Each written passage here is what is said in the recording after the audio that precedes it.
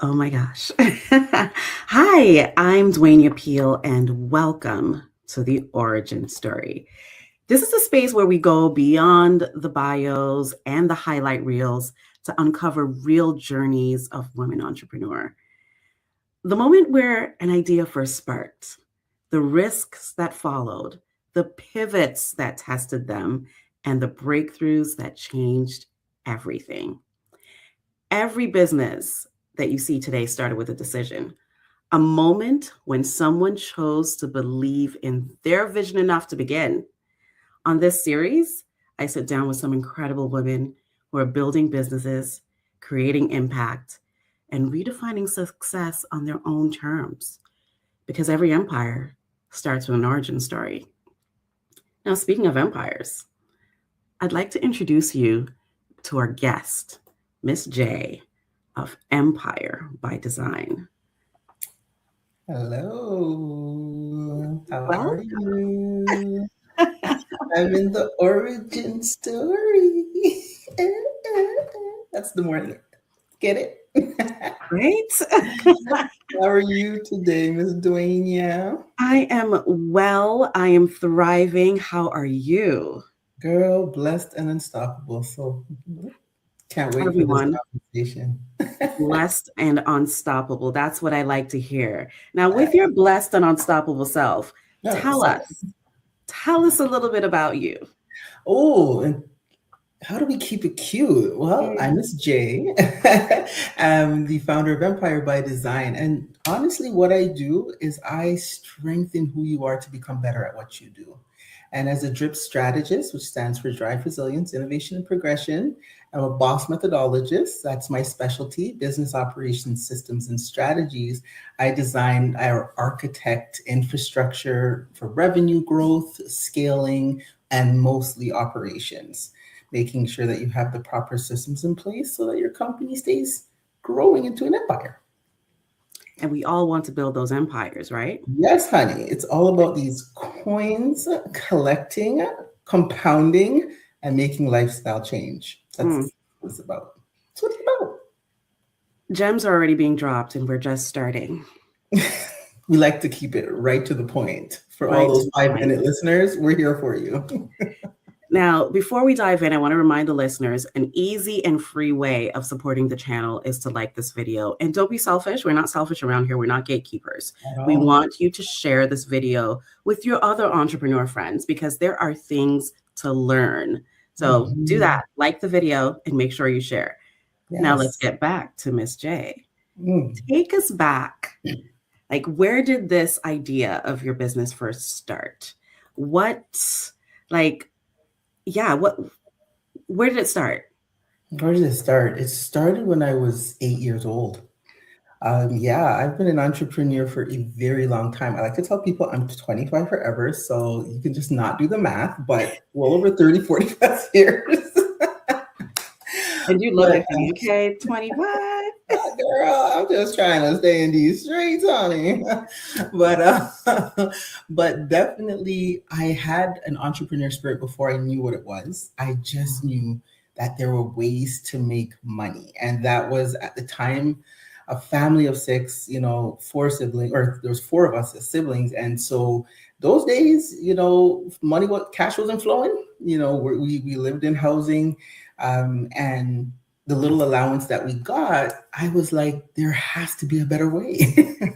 And so I just looked around and saw opportunity. And I think that was the biggest thing. I saw grasses that need to be cut. I saw kids that needed babysitters. I saw people's necks that were cold to knit scarves. And I threw all of those together and made me 50 cents, $5, $2. And that started compounding. And I liked how that looked in my little jar. And my mom took me to the bank and she said, we're going to open up your account. And so that's what we did. And ever since then, I've had the bug on doing anything related to business. So here I am today. You see, and this is the lesson too for you to teach your children, whether you're mom and auntie, like I'm like auntie of the year every Mhm. year. Every You have year. to teach about money Yeah. because starting at 8 and learning how it feels to save that money, because it's not just about getting the money. What are you Yeah, doing with that money? It's not just about saving the money, exactly. because the money needs to grow to build an empire. That's We're not it. just saving people, We're compounding. we're compounding. Yes. So now that's how it started when you were 8 and, knitting sweaters, babysitting. How did you start this current version of your company? Well, let's fast forward to 2020, COVID. I've had like I'm a certified, life skills coach, sports coach, business coach, and it started with me getting up one day, just looking in the mirror. Like I just washed my face and I looked up, and it just hit me like I just feel like I'm going nowhere now. Like it just felt like I was just on the what train, appointments, being a mom, being a wife, being, a career-minded person, etc. And I thought to myself, where did I stop growing? And that was essentially where I recognized I stopped putting myself first. I let life as it evolved kind of take over. And so I started a journey. I said 365 days, me first, gonna get back to journaling and all that great stuff. By day 37, Beautiful Women's Society was born because I started recognizing my circle was suffering. And then there was a wider circle of their circles that were just kind of saying the same thing. And I think that first year I had over 60 or 70 clients who were just trying to figure out what and who they are, and to put away that superhero cape. Because I always say we put this cape on and we become so comfortable with it that we don't know how to take it off. Our secret identity kind of just blares in the wind, right? And so out of those clients, 90% of them were business entrepreneurs, people who had something going or wanted to get something going. And so I ended up leaning more towards business development because obviously that's my passion. And I was like, great, there's more women out there. Let's do it. So I designed a program called Empire Program, right? And that was my business program. And then my Level Up was my life program. So 2 products, and one just went like that. And the other was always there, but I started to make it the foundation. So that's what I came up with the DRIP philosophy. Right? Drive, resilience, innovation, and progression is needed in all aspects of our life. And the boss came from the empire side of the business operations, systems, and skills. And so that went on for a while until it just became all business, like women in business. And so I said, okay, well, why don't I evolve with the time? So I evolved to Boss Women Society. And then shortly after, I evolved to Empire by Design because I was also getting male work too, and I didn't want them to feel bad. True. And I mean, Empire, choosing that name, it means something. You can be a boss, but 100%. to build an empire, that's a whole nother level. Yes. And also, it's by design. And so with the person who's building it, that's where that signature comes from. And I wanted that to be something people understood. Your empire may not look like somebody else's empire, right? The size, the girth, the depth, that might just look a little different to somebody else. So by building it, I'm building you as the person, right? And if I can build you as a person, then you'll be able to build what you do much more effectively. Now, we started from when you were 8, and then, a few years later, a few years, you said you woke up one day and you had that urge to do everything and things started building, but was there ever a moment that almost stopped you from moving forward with this business? No, I don't have moments like that, unfortunately. Sometimes it's against me. Fortunately, too. Yeah, I mean, it's always great, but sometimes it could paralyze you. I'm gonna put it that way. Like I had so many ideas, and because of my capacity, I'm able to throw everything out there. But where you start learning is that if you can't operate and build the infrastructure for every single one of them, it takes a lot of energy. And I was still a mom of 2 young babies. I was still a wife. I was still taking care of my mother, who unfortunately passed. But there was just a lot going on that it enabled me to kind of, yes, the sky's the limit, but then I had to ask myself, how strong were my wings and how far can I fly? And so I had to really, kind of take a step back and strengthen my wings. And then the sky became mine. Wow. I think that is something that we can ask ourselves. How Hmm. strong are my wings and how Yes. far can I fly? Yeah. Because the sky's the limit. You Sky's are the limit. right. You are right. The sky's the limit. That was powerful. I feel like I need a moment to reflect. Moment given. I hear I was at a conference on Sunday and I heard one of the speakers, say all the things she says to herself every morning when she wakes up. And, I looked at him like, I don't really say anything to myself because if I wake up, I'm like, I wake up and my intention is to do something about Hmm. the day, do something with the day because I have the privilege of waking up, right? Right. But Exactly. to think of waking up and asking yourself how strong are my wings today, Yeah.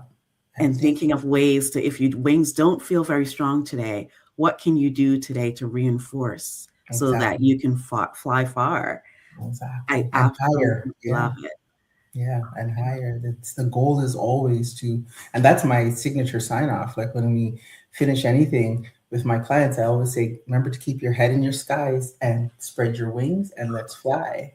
And the wings alone stand for not just their wings, but it's my talent, your talent, knowledge, skill, capacity coming together. It creates strength, right? So it's always about understanding that you cannot build alone. Hmm. You should not build alone Yep, if you are trying to get on the path of an empire. that is true. That is true. Now, you've been through quite the journey, right? Because you talked about growing up, a family of six of you, you found ways to make money from eight knitting scarves, Yes, doing honey, all I the got, things. got these streets. Yeah. But what do people misunderstand about your journey when they see you now? Sometimes I think they think I'm born with the inheritance or I have some kind of silver spoon. They're always like, Miss Jade, you never seem like you struggle. And I say, well, it's not struggling. I think for me, it's more around understanding how challenge empowers growth. And I got to learn that very early in the game where I heard no. All I heard was, well, there's a next opportunity. You're buying something from me today. Right. So I never ever looked, at that whole, I never really had to experience, I feel like a failure. I feel like an imposter. I never really had that. I've been competitive for as long as I could remember. My dad used to tells me I was very stubborn, like I would not stop until it got done, type thing.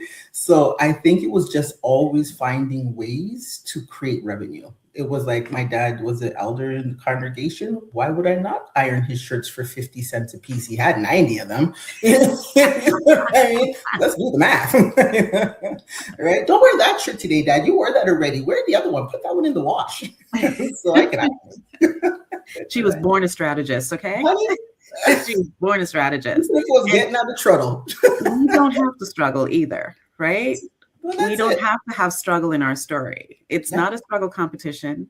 that's It's it. fine not to. I mean, my mother would always say, like, if any of us went through a struggle, we put ourselves there because we weren't in a circle of struggle. That's it. There you go. And my parents did not come. Like my business acumen came from my parents. I remember when they were doing MLMs, Shackley. This is how far back when they would have people come into the basement. I used to sit by the stairs and be like, what are they talking about? I just heard vitamins all over the place. And I'm like, why would people get together and talk about vitamins until I realized the business structure behind the vitamins? Oh, let me loose. I started going to every MLN I could put my hand on as I got old enough. Because I was like, I just wanted to learn, how it was done. I love behind the scenes. How do you get things going, And so that became my passion. Yeah, developing strategies.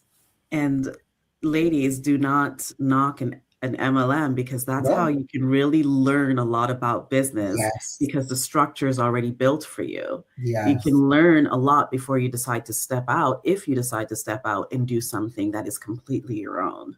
1,000%. I think people underestimate the power of that marketing strategy. Mhm. And it is a strategy because here's the real. you're on social media doing this every day. In fact, you're setting up 16 different tripods to catch 16 different angles, Yeah. right? So that you can do what? Attract people to your brand, right? And that's all MLMs are, multi-level marketing. Instead of social media, it's people, Yeah. right? Yep. So marketing is marketing. We understand the science of it all. That's the science. There's the gem, y'all. Y'all just got it. It's a wrap. It's fine. We're It's a done. wrap. Conversation's done. I don't think we need to talk about anything else.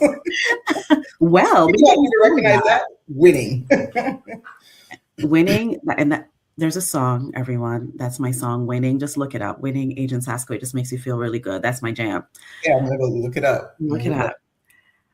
Now, I want to do a segment. You talked about no's meaning nothing to you except for next opportunity. Mm-hmm. This segment is called The First Yes. Mm. Now, there was one moment that changed everything. The first person who believed enough to say yes. Now, the first yes is our signature segment on Origin Story where our guests revisit the first client, the first customer, the first investor, the first collaborator, or the first opportunity that validated your vision. It's about the breakthrough that shifts from your dreaming to your doing and the courage that it took to step into that moment, because sometimes one yes is all it takes to build your momentum. Now tell me, what was your first yes like? Paint that picture. Jeez, I can't even. There's so many good yeses. The one that like really gave you that, I got this. I think it was my first high-figure contract, I'm going to say, because I stepped away from a 6-figure job. I worked for the city of Toronto, so I was secured in my income, in my position, and when I left, I like to call it early retirement because I will never have the opportunity to retire. But when I did my little early retirement, I think the big thing was I had a lot of low ticket offers. That was not a problem because I was working within the budget of the demographic I was working with. But then I said to myself, an opportunity came and I said, I'm going to put my proposal forward. And I'll never forget my husband walking into my office and he saw me banging away at the proposal. And he said, that better be a 20 or 30K contract. And I was like, but babe. And he said, but babe, And so I banged it out and I sent it. And I think you just get on pins and needles at this point, because now you're just like, did I do too much? Did I charge too much? And that was the thought process. And the time went by. I heard nothing. Like I was like, so I kind of said, okay, I kept it moving. You know what? If they come, they come. They don't, they don't. And then I saw the email and I prepared myself after the length of time to hear, you know what? Thanks for your time. Right. What all I read was, love it. When do we start? And I unread that email about 54 times. Like I just kept clicking unread. Read it again. Oh my gosh. So I did that quite some time. And I think it took me a moment to really accept that I could do this on my own. That all the things I've worked for my whole life led me to this yes. And now when you get that yes, well, for me, when I get that yes, now it just sparked, let's go. Because I put myself in a cage. When you work in an employee status, you cage yourself because you're in whatever box they put you in, right? This is your box. Stay in it. And when you become an entrepreneur, you have to break out of the box and think outside the box and fly around the box and drop the box from the sky. And I didn't realize how ingrained it was in my brain that, I could only be valued by what somebody hired me for. Right. And now I had to realize that I bring the value and I consider what the value cost. Right. Yes. And so, yeah, that was my first yes. I was in my office. Girl, when I say I river dance around this office, I was going to ask you what your reaction was, but I can now picture it. Girl, I was river dancing. It used to crip walking. I was doing it all. B's up, C's down. Like it was legit. I was going in. Yeah, I did that. Wow. Well, you obliterated the box and Oh, you decided okay. to fly because, yes, it is that box that we sit in when Yeah, we are in that corporate world and we have to now think outside it. yeah. But look at you flying high. I can't. Okay, wait. I don't Just think turn I your can. hands toward. There you go. And Okay. then lock. Like, can I I do always say this? do this. It's the easiest way. And then just go to your thumbs, connect. Oh, And then there. drop your elbows and fly. There's your Flying. wings. Yes. I've There. had clients There. who've had full tutorials. You did good. Some were like couldn't for the life of them. You know, I'm an overachiever. I try to be an A student sometimes. Honey, there's nothing wrong with higher expectations of said self. That's Yes. right. So we learned about your first yes. And, you know, we know you kicked down the box and, you know, you're flying. Mhm. How has entrepreneurship like stretched you personally? Mm. It stretches me more when entrepreneurship itself doesn't stretch me, but working with amazing people with potential, Mm. sometimes low willpower, but they have it just really there. That's what stretches me. When I got to dig in deep, when I got to get up in the psyche and start to try to find, because where's the light? It's right here. Come in, join me. Because they're in there. Yeah. They're in there, right? They're in this thing called they hoard mentally. I don't think a lot of people realize how much people mentally hoard. Physical hoarding, you could see. Mental hoarding, that's a whole different ballgame, right? So that's what stretches me, and I love it because it makes me stronger every single time. There's nothing that I can't look back and reflect and say, this person taught me, ... Wow. Yeah. So define power as a woman entrepreneur, because I know you interact a lot with women entrepreneurs, but those are not only the clients you serve, but specifically as a woman entrepreneur, what does power look like to you? Power is knowledge, skill, and capacity. That's what it is to me. Power is my 3 C's: commitment, consistency, and community, right? And power is drip, it's drive, it's resilience, innovation, and progression. That's what power is to me. Mm-hmm, mm-hmm.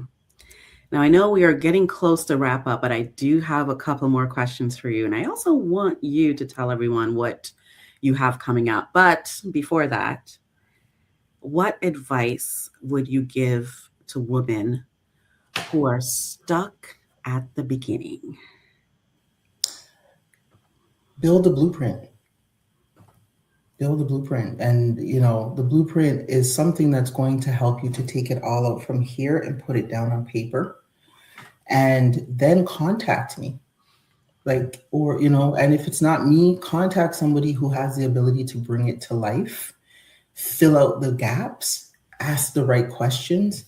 I think women have a tendency to think I can do bad all by myself. And that's a line that you should use when you're getting up every morning, putting 10 toes down and getting things accomplished. But why not shorten the learning curve? Like, why struggle when, in your power, when you can learn how to accumulate it and compound it, and then in a short period of time turn it into revenues, which is going to help you to achieve whatever goals that you're trying, right? So we as women sometimes, and I can say this, one of my biggest rules is when you're in my community, there's no we, there's no you, there's no us. You can't speak for everybody, speak for yourself. Say I, right? But I'm speaking from a coach's perspective. Women need to take more accountability for what they don't know than what they do. Mm-hmm. And so you don't need to be the sounding board. Like when I hear women giving business advice to other women, I'm like, why? Right? Your craft is candle making, or your craft is doing here, or your craft is, that's what you should be talking to about other people, advising other people. But when it comes to building operations, systems, and processes, if you have not shown that yours is amazing, then you can't take on that mentality, because most of them are like, as women, what do? You say to me, "Oh, girl, I'm feeling low today." Girl, you need to like, we are good at that. We have the most solutions, right? Oh, It's to an give you equivalence of, I try to tell people, do not ask your single friend for marriage advice. but that's it. But that's exactly, I could not put it clearer myself. I may have to use that one. I may have to put that in the gem pot. Take it. Yes, because that's exactly what it is. I found in this industry, going to events, and that's why I like going to your events, because you put the people on the stage that know the 411. That's the key. Because there's events I've gone to, bless their heart, they're beautiful events. But then I hear things on the stage like, "Oh, you don't need a business plan, girl. Just get into it. Because when I had a problem, I solved it with this. And now I'm, but you also have a full-time job behind you.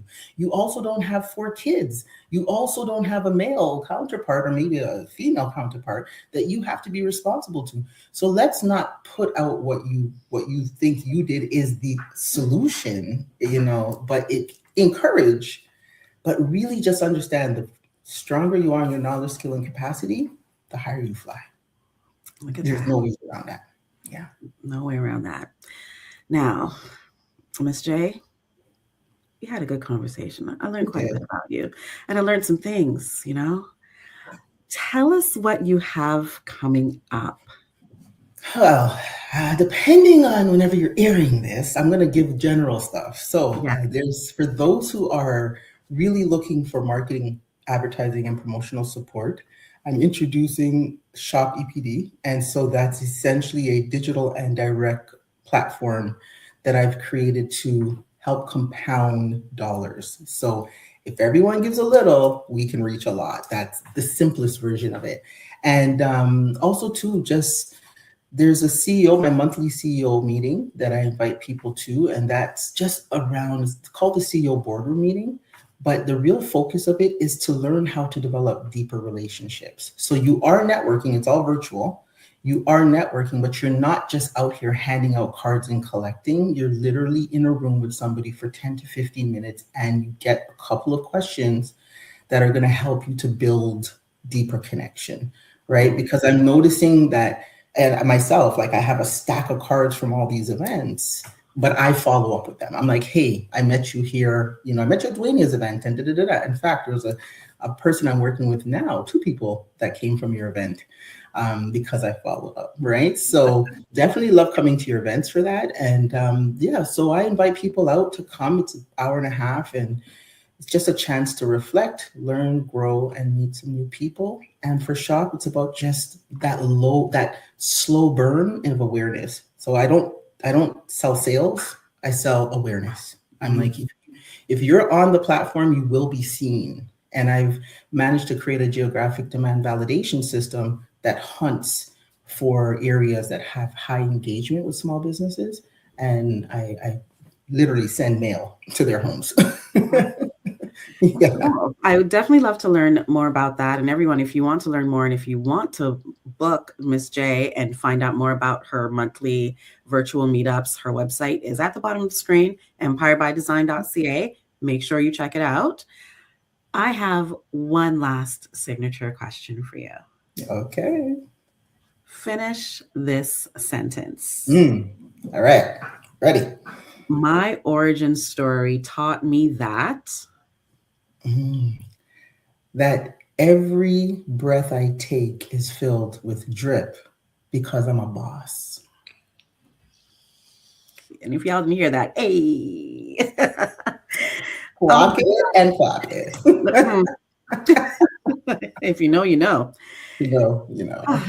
I have to thank you so much, Miss J, for joining us. It has been a really good conversation. And thank you, everyone, for joining us for this episode of Origin Story. I hope the conversation reminded you that every successful business begins with a decision, the courage to start, the resilience to keep going, and the belief that your vision matters. Now, if this episode resonated with you, be sure to like the video, subscribe to the channel, and share it with a woman who is building something powerful of her own. And if you are a woman entrepreneur with a story to tell, I would love to hear from you. I will have the link in the description for you to sign up to be a part of this fun conversation. And until next time, I want you to keep building, keep believing, and remember that every empire starts with an origin story. Bye for now.